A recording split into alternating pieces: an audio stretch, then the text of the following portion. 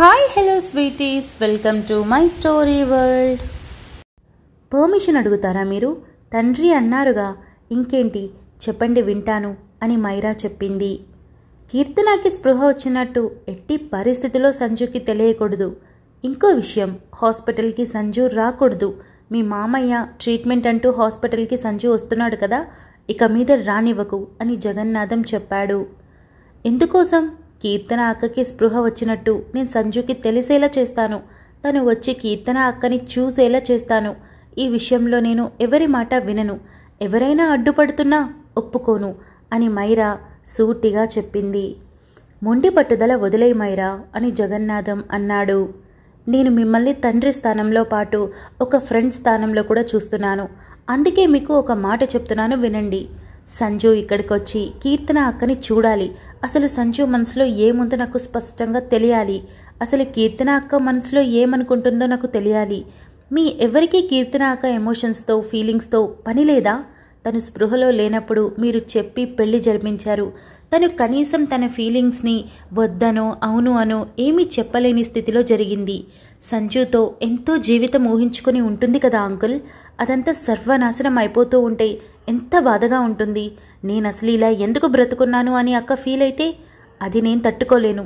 మరొకరి జీవితంలో నేను ఎప్పటికీ ఇలా ఉండలేను. అలా ఉన్నా కూడా నేను ప్రశాంతంగా బ్రతకలేను. అలాంటి జీవితం కూడా నాకొద్దు. అందుకే సంజు అక్కని కలవాలి, మాట్లాడాలి. కానీ ఇదంతా మీ ద్వారానే జరగాలి. నాకు నిజం తెలిసింది అంటే సంజు చాలా మొహమాటంగా ఫీల్ అవుతాడు. నా దగ్గర నార్మల్గా ఉండలేడు. ఇక మీద బాధపడడం మొదలు పెడతాడు. కారణం తన చెల్లి గురించి కూడా నాకు తెలిసింది అంటే ఇక తన ఎమోషన్స్ని దాచడానికి ప్రయత్నించడు. అందుకే మీరు ఫోన్ చేసి కీర్తన అక్కకి స్పృహ వచ్చిందని చెప్పండి. వచ్చి కలుస్తాడు, చూస్తాడు. నేను కూడా ఉంటాను, కనిపించకుండా జరిగేది మొత్తం చూస్తాను అని మైరా చెప్పింది. మైరా, వేరే వాళ్ళ జీవితాన్ని నేను తీసుకోలేను అంటున్నావు. నీకు ఆల్రెడీ పెళ్ళయిందన్న విషయం మర్చిపోతున్నావా? నువ్వు సంజయ్ భార్యవి. ఇప్పుడు సంజయ్ మనసులో ఎవ్వరున్నా లేకపోయినా నీ స్థానం సుస్థిరంగా ఉండిపోయేది. అర్థమవుతుందా నీకు అని జగన్నాథం కాస్త కటువుగా చెప్పాడు. మైరాకి ఏడుపొచ్చేయడంతో, అంకుల్, నేను మీకు అబద్ధం చెప్పలేను, నిజం చెప్తున్నాను. నేను సంజుని కోరుకుంటున్నాను. అంతా ఇంత అని నేను చెప్పలేను, కానీ చాలా ఎక్కువగా ప్రేమిస్తున్నాను. కానీ కీర్తన అక్క దగ్గర నుండి లాక్కోవాలంటే నాకు మనసు రావటం లేదు. నా కోసం ఒక ప్రయత్నం చేయండి.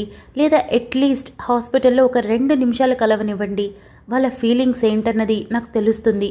వాళ్ళని కలపాలా లేకపోతే లేదు లైఫ్లో మూవ్ ఆన్ అయిపోయారు అని నాకు నేను సర్ది చెప్పుకొని సంజుతో ముందుకు వెళ్ళిపోవాలా అన్నది ఆలోచిస్తాను. అలా కాకుండా ఇదంతా జరగకుండా చేయడానికి ప్రయత్నించారు అంటే నేను ఇంకెప్పటికీ మీకు నా మొహం కూడా చూపించను, గుర్తుపెట్టుకోండి అని మైరా చెప్పింది. ఇదంతా ఎందుకు మైరా అని జగన్నాథం అంటూ ఉంటే, అవసరం, చాలా అవసరం. నాకు సంజుతో జీవితాన్ని పంచుకోవాలి అనిపిస్తుంది. అడుగు ముందుకు వేసిన ప్రతిసారి ఇది నీ జీవితం కాదు, వేరే వాళ్ళ జీవితాన్ని నువ్వు లాక్కొని అందులో ఉన్నావని తెలుస్తూ ఉంటే అడుగు వెనక్కి వేసేస్తూ ఉన్నాను. అందుకే ఇలా నాకొద్దు. బ్రతికే బ్రతుకు సంతోషంగా ఉండాలి, కానీ ఇలా అనుమానాలతో ఇబ్బందులతో కాదు. అందుకే ఇది జరగనివ్వండి. ఎలా రాసిపెట్టి ఉంటే అలా జరుగుతుంది. కంగారు పడకండి. దేవుడు ఎలా రాసినా ఆ తలరాతని మనం తప్పించలేం. తిరిగి జరిగి తీరుతుంది. అటువంటప్పుడు మనం ఏం చేస్తే ఏంటి, ఏం చెయ్యకపోతే ఏంటి అని మైరా చెప్పి కాఫీ రావడంతో, మీరు సంజుకి విషయం చెప్పండి, ఆ బాధ్యత మీకుంది. నన్ను కట్టపెట్టేశారు కదా అనేసి కీర్తన అక్క జీవితంలో నుండి బయటికి వెళ్ళిపోమ్మని చెప్పే రైట్ మీకు లేదు. అక్క స్పృహలో లేనప్పుడు మీరు ఇదంతా చేసింది మోసం. కాబట్టి నేను చెప్పినట్టు చేయండి అని మైరా గట్టిగా చెప్పింది. జగన్నాథం ఏమీ మాట్లాడకపోవడంతో, కంగారు పడకండి. సంజు నాతోనే ఉండాలని ఎప్పుడూ కోరుకోను. కీర్తన అక్క సంజు ఒక్కటైనా సరే నేను సంతోషంగానే ఫీల్ అవుతాను. మధ్యలో వచ్చాను అంకుల్, అర్థమవుతుంది కదా మీకు. నా స్థానంలో ఉండి ఒక్కసారి ఆలోచించి చూడండి, అన్నీ కరెక్ట్గా ఉంటాయి. ఇవన్నీ పిచ్చి పనులు అని మీకు అనిపిస్తూ ఉండొచ్చు. అస్సలు కాదు. నా స్థానంలో ఉండి ఆలోచించి చూస్తే అన్నీ కరెక్ట్గానే ఉంటాయి. కనీసం నేను సంజుతో హ్యాపీగా ఉండాలన్నా కూడా ఇది జరగాలి. లేదంటే ఇదే డైలమాతో నేను నా జీవితాన్ని పూర్తిగా పాడు చేసుకుంటాను. అని మైరా చెప్పింది. జగన్నాథం మౌనంగా ఉండటంతో ఏదైనా మాట్లాడండి అని మైరా అనింది. మైరా, కీర్తన తండ్రిగా చెప్తున్నాను. సంజు ఖచ్చితంగా నిన్నే ప్రేమిస్తున్నాడు. ఒకవేళ ప్రేమించకపోయినా అలవాటు పడిపోయాడు. ఇప్పుడు తిరిగి కీర్తుని ఎట్టి పరిస్థితిలో తన జీవితంలోకి రానివ్వడు. నమ్మకంగా చెప్తున్నాను, నీ జీవితం చాలా అందంగా ఉండబోతుంది. నువ్వు చెప్పావు కదా జరగాలని, సరే జరుగుతుంది, చూస్తూ ఉండు. నా ఈ చిన్న కూతురు గెలుస్తుంది, తన జీవితం సంతోషంగా ఉంటుంది అని జగన్నాథం చిన్నపాటి నవ్వుతోనే చెప్పాడు. మైరా చిన్నగా నవ్వి కాఫీ తాగండి అని చెప్పింది. జగన్నాథం కాఫీ తాగాక పదరా అని అన్నాడు. మైరా తల ఊపి జగన్నాథంతో కలిసి లోపలికి వెళ్తూ ఉండగా, ఇందాక మీ చిన్న కూతురు గెలవాలి అని అన్నారు కదా అంకుల్, మరి పెద్ద కూతురు ఓడిపోవాలి అని ఎందుకు అనలేదు అని మైరా ముందుకు వెళ్ళింది. జగన్నాథం ఆగిపోయి కళ్ళు మూసుకొని మెల్లగా తెరిచి నిదానంగా వెళ్ళాడు. మైరా ఆగడంతో జగన్నాథం పక్కకు వెళ్ళి నా ఉద్దేశం అని అంటూ ఉండగా, మీ ఉద్దేశం నాకు బాగా తెలుసు. ఏదో ఒక పాయింట్లో కీర్తన అక్క ప్రేమ గెలవాలని ఉంది కదా మీకు. కాకపోతే కేవలం నా మెడలో తాళి ఉంది, నేను మీకు దగ్గరయ్యాను. ఈ 2 కారణాలతో ఆ మాట అన్నారు. మీ మాట నిజం చెప్పలేదు అంకుల్, కానీ మీ కళ్ళు నిజం చెప్పాయి అని మైరా చెప్పింది. అదేం కాదురా అని కీర్తనకి చేసినప్పటికీ ఇప్పుడు తను రియాలిటీలో ఉంది. ఎలా ఫేస్ చేస్తుందో అని భయంగా ఉంది. అందుకే ఈ కలవడాలు అవి వద్దని చెప్పాను. కానీ నువ్వు పట్టుపట్టేసరికే ఒప్పుకున్నాను. కానీ రియాలిటీ కీర్తనకి ఒక్క రోజులోనే, 1 గంటలోనే అర్థమైపోతుంది అని జగన్నాథం అన్నాడు. అంకుల్, మనస్ఫూర్తిగా చెప్తున్నాను, ఎలాంటి దురుద్దేశం లేకుండా చెప్తున్నాను. సంజయ్ కనుక కీర్తన అక్కని కోరుకుంటే మొదట సంతోషించే వ్యక్తిని నేనే అవుతాను. ఎక్కువ ఆలోచించకండి, పదండి అని మైరా ముందుగా కదిలింది. వెనకరి జగన్నాథం కూడా వెళ్ళగా మైరా దాదాపు 1 గంట పాటు అక్కడే గడిపి కీర్తన నిద్రపోతూ ఉండటంతో ఎంతో ప్రశాంతంగా ఉన్న తన మొహాన్ని చూసి చెంప మీద చేయి వేసి ప్రేమగా నిమిరి, అంకుల్ నేను బయలుదేరుతున్నాను అని చెప్పి బయలుదేరింది. అలాగే వెళ్ళిరా అని జగన్నాథం చెప్పాడు. మైరా వెనక్కి తిరిగి ప్రియాంక వైపు చూసి చిన్నగా నవ్వి బయలుదేరింది. హాస్పిటల్ నుండి బయటకొచ్చాక చాలా చిన్నగా డ్రైవ్ చేస్తూ ఒక చోట కారు ఆపుకొని స్టీరింగ్ మీద తలవాల్చి చాలాసేపు అలానే ఉండిపోయింది. మైరాకి అప్పుడే అర్థమైంది, జరుగుతున్నది వేరు, జరిగిపోయింది వేరు. కానీ జరగబోతుందేమో అని ఊహించుకొని భయపడడం చాలా భయాన్ని కలిగిస్తుందని అర్థమవ్వడంతో మళ్ళీ తన డ్రైవింగ్ స్టార్ట్ చేసి ఇంటికి చేరుకొని హాల్లోనే ఉన్న వాణి దగ్గరికి వెళ్ళి కూర్చొని, అత్తయ్య కాస్త జరగండి అని వాణిని జరిపి తన ఒడిలో తలపెట్టుకొని అడ్జస్ట్ అయి పడుకుంది. ఏంట్రా ఏమైంది అని తల మీద చేయి వేసి వాణి అడిగింది. మైరా కళ్ళు మూసుకొని, ఏం లేదత్తయ్య, అప్పట్లో మీకు చెప్పాను కదా నేను అబ్రాడ్ వెళ్ళి చదవాలి అనుకుంటున్నాను అని. అది వెళ్ళాలా వద్దా అన్న ఆలోచనల్లో ఉన్నాను. అంటే ఇంకో 5 రోజుల తర్వాత కాలేజ్ స్టార్ట్ అవుతుంది, ఎగ్జామ్స్ మొదలైపోతాయి, 2 వారాల్లో ఫినిష్ కూడా అయిపోతాయి అని చెప్పింది. అదేంట్రా, సంజుని ఇష్టపడుతున్నాను, మరి ఎక్కడికి వెళ్ళను అని చెప్పావు అని వాణి కంగారు పడుతూ అడిగింది. ఇప్పుడు నేను మీ అబ్బాయిని ప్రేమించట్లేదని ఎప్పుడు చెప్పాను? నాకు సంజు అంటే చాలా ఇష్టం అత్తయ్య, కాకపోతే చదువుకోవాలి అనుకుంటున్నాను, దాని గురించి ఆలోచిస్తున్నాను అని మైరా చెప్పింది. ఎందుకు మైరా, ఇక్కడ కాలేజీలు లేవా? ఇక్కడ చదువుకో, పోనీ హైదరాబాద్లో వద్దు మరెక్కడైనా. అప్పుడు సంజు కానీ నేను కానీ మీ మామయ్య కానీ నీ దగ్గరికి ఎన్నిసార్లు రావాలంటే అన్నిసార్లు రావచ్చు, వీలుగా ఉంటుందిగా అని వాణి నచ్చ చెప్పడానికి ప్రయత్నించింది. లేదత్తయ్య, నాకు క్లారిటీ ఉంది ఎక్కడ చదవాలి ఏంటి అని. అది ఇప్పుడు అనుకున్నది ఏమీ కాదు, 1 సంవత్సరం ముందు అనుకున్నది. అదే ఆలోచిస్తున్నాను. అయినా రోజులు ఎంత వేగంగా గడిచిపోతున్నాయి. ఇక నేను వెళ్ళడం తిరిగి రావడం గురించి అంటారా, చిటికలో గడిచిపోతుంది అని మైరా చిన్నపాటి నవ్వుతోనే కళ్ళు మూసి చెప్పింది. అది కాదు మైరా అని వాణి అంటూ ఉంటే, అత్తయ్య ఇంట్లో కళ్ళపోతుంది అవును కదా, నాకు తెలిసి ఏం పోదు, నేనున్నా లేకపోయినా తిరిగి ఈ ఇంటికి కళ అదే వచ్చేస్తుంది అని మెల్లగా కళ్ళు తెరిచి లేచి కూర్చొని వాణిని హగ్ చేసుకొని, I love you so much అత్తయ్య అండ్ థ్యాంక్ యూ అని చెప్పింది. ఏంట్రా ఏమైంది అని వాణి అడగడంతో, అయ్యో అత్తయ్య మీరంటే నాకు చాలా ఇష్టం, అందరికన్నా ఇష్టం.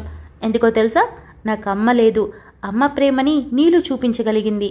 ఇక ఇక్కడికి వచ్చాక తల్లి ప్రేమతో పాటు అత్తయ్య మమకారాన్ని కూడా మీరు పంచారు. ఇష్టం లేకుండా ఇక్కడ అడుగుపెట్టిన నాకు సర్ది చెప్పి నాతో ఎంతో ప్రేమగా ఉన్నారు. మొదట నాకు నచ్చింది కూడా మీరే, అందుకే చెప్పాను, అంతే, ఇంకేం లేదు అని చెప్పి లేచి నేను కాసేపు పడుకుంటానత్తయ్య అని మరో మాట మాట్లాడకుండా మైరా అక్కడి నుండి వెళ్ళిపోయింది. మైరా వెళ్ళి పడుకొని గోడకి ఉన్న ఫోటో వైపు తదేకంగా చూస్తూ తన అమ్మ నవ్వు తన నవ్వు ఒకేలా ఉండటంతో మైరా తన పెదవుల మీదకి అదే నవ్వు తెచ్చుకొని ప్రశాంతంగా కళ్ళు మూసి నిద్రలోకి జారుకుంది. మైరాకి చాలాసేపటికి మెలకువ వచ్చి మెల్లగా కదులుతూ కళ్ళు తెరిచేసరికి 2 ఇంచుల గ్యాప్లో ఉన్న సంజయ్ని చూసి నిద్రమత్తులోనే చిన్నగా నవ్వింది. సంజయ్ కూడా నవ్వడంతో వెంటనే నవ్వుని మాయం చేసి సంజయ్ మొహాన తడిమి టక్కున లేచి కూర్చుంది. ఏమైంది అని సంజయ్ అడగడంతో నువ్వెప్పుడొచ్చావు అని మైరా అడిగింది. సంజయ్ మైరా మోచేయి పట్టుకొని లాగడంతో మైరా వెనక్కి పడి తల తిప్పి సంజయ్ వైపు గుర్రుగా చూడడంతో హలో, నేను ఇక్కడున్నా, నువ్వు అక్కడ కూర్చుంటే ఎవరి వైపు చూసి మాట్లాడాలి? ప్రశ్న వేశావు కదా, సమాధానం కావాలి కదా అని సంజయ్ అన్నాడు. మైరా అయినా కూడా అలాగే చూడడంతో సంజయ్ మెల్లగా దగ్గరికి జరిగి నాన్నని హాస్పిటల్కి తీసుకువెళ్ళాలి కదా, అందుకే వచ్చాను. ఇంకా టైం అరగంట ఉంది. నువ్వేమో నిద్రపోతున్నావు, డిస్టర్బ్ చేయడం ఎందుకని చూస్తూ ఉన్నా. నిద్ర లేపితే ఇదిగో ఇలా పెద్ద పెద్ద గుడ్లు వేసుకొని మూతి ముడుచుకొని సీరియస్గా చూస్తావు. కానీ నిద్రపోయేటప్పుడు అలా కాదు, చాలా ప్రశాంతంగా చాలా బాగా అనిపిస్తుంది, అందుకే చూస్తూ కూర్చున్నా అని సంజయ్ చెప్పాడు. మైరా మొహం తిప్పుకోవడంతో సంజయ్ మైరా మొహాన్ని తన వైపు తిప్పుకొని ఏమైంది, డల్గా ఉన్నావు అని అడిగాడు. ఏం లేదు, నేను చాలా హ్యాపీగా ఉన్నాను అని మైరా చెప్పింది. మరి చదువుకోవడానికి అబ్రాడ్ వెళ్ళాలని ఉందని అమ్మకి చెప్పావంట అని సంజయ్ అడిగాడు. అంటే అది ఆలోచిస్తున్నాను, కెరీర్ బాగుండడం కోసం అని మైరా చెప్పింది. ఇక్కడ చదువుకుంటే బాగుండదా? చాలామంది ఇక్కడ చదువుకొని మంచి పొజిషన్లో ఉన్న వాళ్ళు కూడా ఉన్నారు కదా.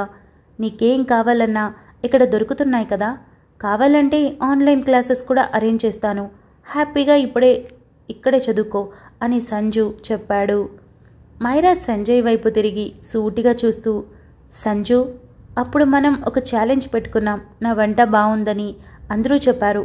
ముఖ్యంగా నీ ఫ్రెండ్ నైనికా చెప్పింది. అప్పుడు నేనే విన్నర్ అయ్యాను. విన్ అయితే 1 వీక్ నా మాట వింటానన్నావు. బట్ ఆ 1 వీక్ మన మధ్య నడవనే లేదు, నువ్వు సరిగ్గా విన్నదే లేదు. అందుకే దానికి బదులుగా అబ్రాడ్లో చదువుకునేందుకు పంపించు అని మైరా అడిగింది.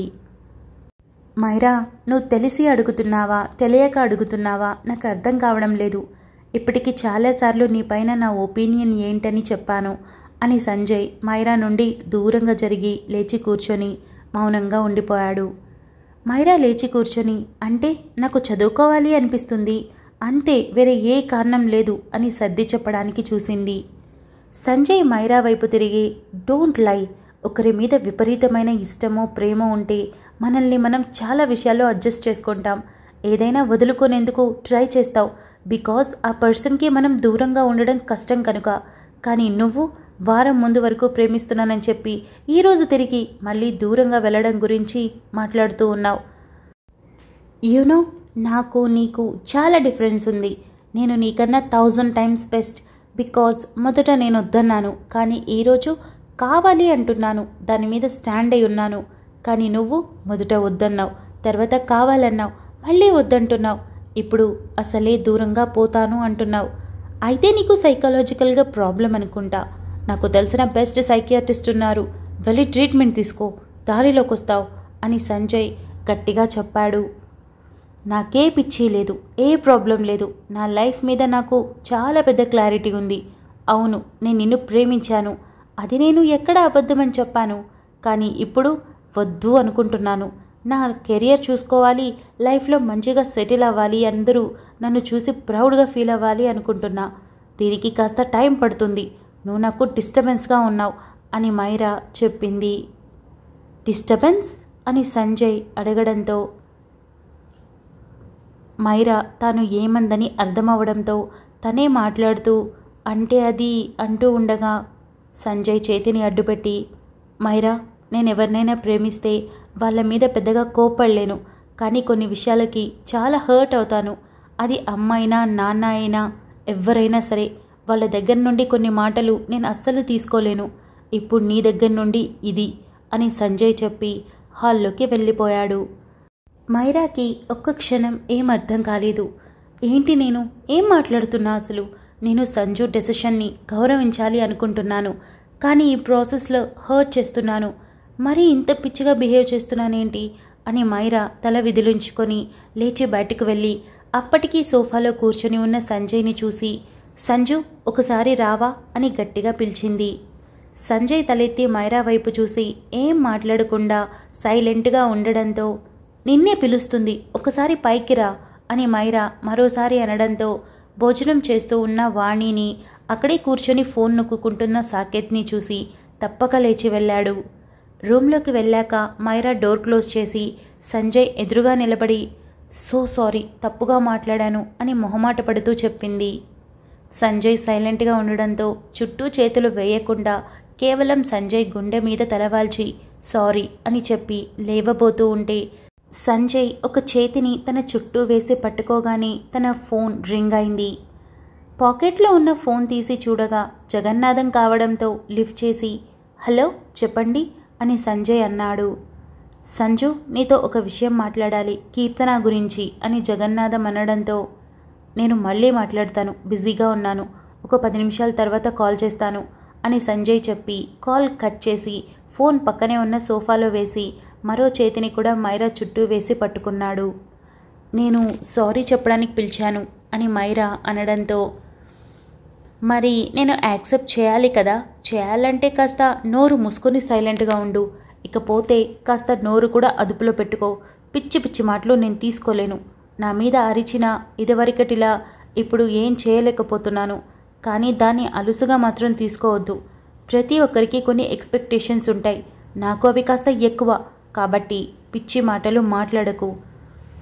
ఇక నువ్వు ఎక్కడికి వెళ్ళట్లేదు, నువ్వేం చదవాలి అనుకుంటున్నావో ఇక్కడ చదువు, లేదా నీకు స్పెషల్గా లెక్చరర్స్ కావాలి అంటే చెప్పు, ఆన్లైన్ క్లాసెస్ అరేంజ్ చేస్తాను. సబ్జెక్ట్ నీకు అక్కడ కాలేజ్కి వెళ్ళిన దానికన్నా కూడా బాగా నేర్పిస్తారు. ఇక ఇంట్లో నుండి కదలాలి అనుకుంటే మాత్రం కాళ్ళు విరక్కొట్టేస్తాను. పర్వాలేదు, కాళ్ళు లేకపోయినా కళ్ళు లేకపోయినా నేను నిన్ను చూసుకోగలను, లైఫ్ లాంగ్ సేవ చేస్తూ బతికేస్తాను, లైక్ మై అమ్మ. ఎందుకంటే లవ్ అండ్ అఫెక్షన్ ఉంటే ఇవన్నీ పాసిబుల్ అని సంజయ్ చెప్పాడు. మైరా చేతులు నిటారుగా ఉండడంతో సంజయ్ భుజం మీద వేసి గట్టిగా గిల్లి, నా కాళ్ళు విరక్కొట్టడానికి నువ్వెవరు అని అడిగింది. కాస్త తల కిందకు దించి, నీ మెడలో ఇంత పొడుగునా వేలాడుతూ ఉంటుందిగా, దాన్ని చూడు, అడుగు నేనెవరో చెప్తుంది అని సంజయ్ తల మీద చిన్నగా కొడుతూ చెప్పాడు. అనవసరంగా నిన్ను పిలిచాను చూడు, నాది తప్పు, నాకు చెప్పించుకొని నన్ను కొట్టుకోవాలి అని మైరా అనింది. Thank you so much for listening guys. Update నచ్చినట్టయితే లైక్ చేయండి, షేర్ చేయండి, కమెంట్ చేయండి, అలానే సబ్స్క్రైబ్ చేసుకోండి. వచ్చేసాను ముచ్చట్లకి. ఇవాళ బర్త్డేస్, యానివర్సరీస్ జరుపుకుంటున్న ప్రతి ఒక్కరికి wish you many more happy returns of the day and me life చాలా చాలా బ్యూటిఫుల్గా ఉండాలని కోరుకుంటున్నాను. ఇకపోతే ఇవాళ మా ఇంట్లో కూడా ఒక అకేషన్ ఉంది, అది నా పెద్ద బుడిగి బర్త్డే. సో ఇవాళ సెలబ్రేషన్స్ మస్తుగా జరగబోతున్నాయి. నాకు చాలా చాలా ఇష్టమైన డే ఈరోజు. ఈవెన్ నా ప్రతి పాస్వర్డ్స్లో కూడా ఎక్కడైనా సరే నేను ఈ డేట్ని పెట్టకుండా ఉండలేను, బికాజ్ వాడు నాకు డైమండ్తో ఈక్వల్ అనమాట. చూడ్డానికి ఎలా ఉంటాడంటే షిన్చాన్ లాగా ఉంటాడు, క్యూట్గా ఉంటాడు. అంటే ప్రతి తల్లికి బిడ్డ కాకి పిల్ల కాకి ముద్దు అంటారు కదా, అలా. కానీ నేను అది ఎక్స్ప్రెస్ చేయలేను ఎంత ఇష్టం అంటే, ఎందుకంటే ప్రతి పేరెంట్స్కి పిల్లలంటే సమానంగానే ఇష్టం ఉంటుంది, బట్ పెద్ద పిల్లలంటే ఎక్కడో ఒక 1% ఎక్కువ ఉంటుంది. బికాజ్ ఎందుకు అంటే అమ్మ నాన్న అనే పిలుపు మనకి వాళ్ళ దగ్గర నుండి ఫస్ట్ వస్తుంది, కాబట్టి ఆ హ్యాపీనెస్ గుర్తొచ్చినప్పుడు చాలా హైగా ఉంటుంది. సో నేను అలాంటిది ఒకటి ఫీల్ అయ్యాను అంటే అది వాడి వల్ల, కాబట్టి వాడంటే నాకు చాలా ఇష్టం. అండ్ చాలా చాలా ఇంట్రోవర్ట్ వాడు, చిన్న పిల్లోడు కానీ చాలా ఇంట్రోవర్ట్, ఎవరితో మాట్లాడు, కేవలం అమ్మ అంతే, ఇంకా ఏది కావాలన్నా అమ్మ అంతే. సో నాకు biggest blessing. So Nishant, wish you many more happy returns day నాన్న. ఇవాళ అమ్మ నీకు విష్ చేసిందే కాకుండా ఇక్కడ అందరి ముందు విష్ చేసి అందరితో నీకు బ్లెస్సింగ్స్ ఇప్పించాలని డిసైడ్ అయింది. సో అందుకే నీకు విష్ చేస్తున్నాను అండ్ నీకు ఇది వినిపిస్తాను కూడా నేను రేపు. సో అందుకే చెప్తున్నా హ్యాపీ హ్యాపీ హ్యాపీ బర్త్డే. నువ్వు ఇవాళ చాలా చాలా హ్యాపీగా ఉండాలి. నువ్వు ఏం కోరుకుంటే అదంతా జరిగిపోతుంది ఈరోజు. వరల్డ్లో బెస్ట్ అమ్మ నాన్న నీకు దొరికారని నువ్వు హ్యాపీగా ఫీల్ అవ్వాలి. ఈ డేనే కాదు, ఎప్పటికీ లైఫ్ లాంగ్ నీ లైఫ్ ఎంత బ్యూటిఫుల్గా ఉండాలని కోరుకుంటానంటే ఎప్పటికీ నీ పాదాల ముందు ఎప్పుడో ఒక ముళ్ళు అన్నది కూడా రాకూడదు. ప్రతి స్ట్రగల్స్ మేము తీసుకొని నిన్ను ముందుకెళ్ళేలాగా చేస్తాం అండ్ ప్రతిదీ నేర్పిస్తాం నీకు, కష్టాలతో పాటు అన్ని సంతోషాలు కూడా. సో నీ లైఫ్ అన్ని మిక్స్డ్ ఫీలింగ్స్తో చాలా చాలా సంతోషంగా ముందుకు వెళ్ళాలని కోరుకుంటున్నాను. And I love you so much. I love you so much. So ఇదంతా మా వాడికి వినిపించాలని చెప్పాను అండ్ నా ఇష్టంతో చెప్తున్నాను. అండ్ మీరు ప్లీజ్ మీ బ్లెస్సింగ్స్ కూడా ఇచ్చేసేయండి. అంటే మా అమ్మ ఎప్పుడు అంటుంది, బర్త్డేస్ అప్పుడు ఎవరికైనా చెప్తే తప్పు కాదు, వాళ్ళు మనస్ఫూర్తిగా విష్ చేసి బ్లెస్ చేస్తారు కదా, ఆ ఆశీర్వాదాలు ఎప్పుడు మన మీద ఉంటాయి. అలానే నీకెవరైనా తెలిసి బర్త్డే చేసుకున్నా కూడా వెంటనే చెప్పు అని చెప్తుంది విష్ చేయమని. సో అందుకే నేను ఇక్కడ మీకు చెప్తున్నాను. సో మా వాడిని విష్ చేసి బ్లెస్ చేయండి. బ్లెస్సింగ్సే మంచి గిఫ్ట్ కదా. సో అదన్నమాట. ఇక ఈ ఎపిసోడ్ ఎలా అనిపించింది? మైరా డైలమాలో ఉంది కదా కొంచెం, అంటే తను ఫేస్ చేస్తున్న సిచ్యువేషన్స్ అవి కాబట్టి. కానీ సంజయ్ తన ప్రేమతో మార్చేసుకుంటాడు. ఇకపోతే వాళ్ళ కాన్వర్జేషన్ ఎండ్ అయింది కదా, అది రేపు కంటిన్యూ అవుతుంది. అసలు మ్యాటర్ ఎప్పుడు వస్తుంది అని అంటే, కీర్తనతో మాట్లాడేది జగన్నాథం కాల్ చేశాడు, మీకు ఆల్రెడీ అర్థమైపోయింది. సో 2-3 పార్ట్స్ తర్వాత వచ్చేస్తుంది. సో ఈలోపు బైక్ రేస్ ఒకటి ఉంది కదా, ఇవన్నీ జరుగుతాయి అన్నమాట. ఎంజాయ్ చేయండి, జస్ట్ ఎంజాయ్ ఇట్. ఈ స్టోరీ మీకు బాగా నచ్చిందని నాకు అర్థమైంది. I'm very happy. ఇక లాస్ట్ అప్డేట్ కమెంట్స్ అయితే మస్తు నచ్చాయి నాకు. రంజిత్ వల్ల, ప్రకాష్ రావు వల్ల బీపీ పెరుగుతుందన్నారు. ఇకపోతే దాంతోపాటు ఎండింగ్కి వచ్చిందా అని అడిగారు. ఆఫ్ కోర్స్ ఎండింగ్కి వచ్చింది, డెడ్ ఎండ్కి వచ్చేసాం. జస్ట్ 5% స్టోరీ మాత్రమే ఉంది, దాన్ని కంప్లీట్ చేసుకొని మనం ఎండ్ కార్డ్ హ్యాపీగా వేసేద్దాం. అంతే ముచ్చట్లు. మనం తర్వాత అప్డేట్ ఆర్సీలో కలుసుకుందాం. అంతవరకు keep smiling, stay healthy, bye guys.